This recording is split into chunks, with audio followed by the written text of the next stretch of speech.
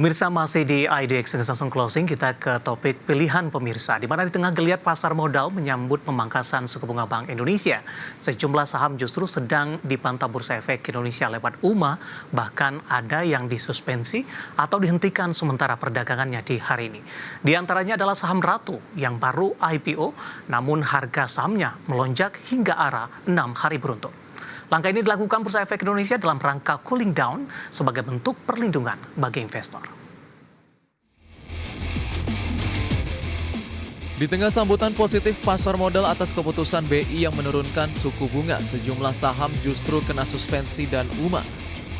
Unusual Market Activity atau UMA merupakan kegiatan perdagangan di luar kebiasaan atau di luar kewajaran, misalnya harga saham melonjak ataupun merosot tajam di periode tertentu. Sementara suspensi adalah larangan sementara melakukan aktivitas perdagangan di bursa. Saham terkena suspensi kali ini adalah emiten pendatang baru PT Raharja Energi Cepu Tbk atau Ratu yang baru saja IPO pada 8 Januari lalu.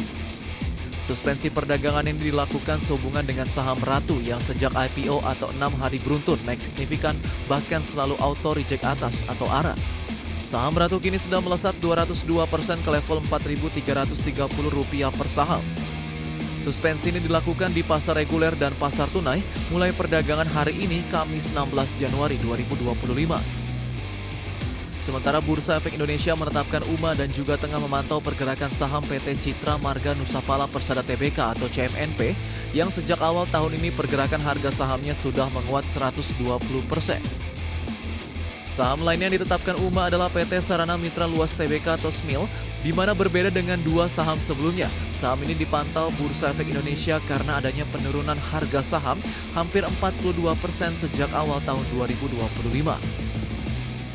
Nah pemirsa, itulah beberapa saham yang terkena UMA atau suspensi saat ini sehingga perdagangannya harus terhenti sementara. Meski demikian, pengumuman UMA tidak serta-merta menunjukkan adanya pelanggaran terhadap peraturan perundang-undangan di bidang pasar modal. Langkah ini dilakukan Bursa Efek Indonesia dalam rangka cooling down sebagai bentuk perlindungan bagi investor. Dengan adanya pengumuman UMA tersebut, Bursa Efek Indonesia berharap agar investor memperhatikan jawaban perusahaan tercatat atas permintaan konfirmasi bursa.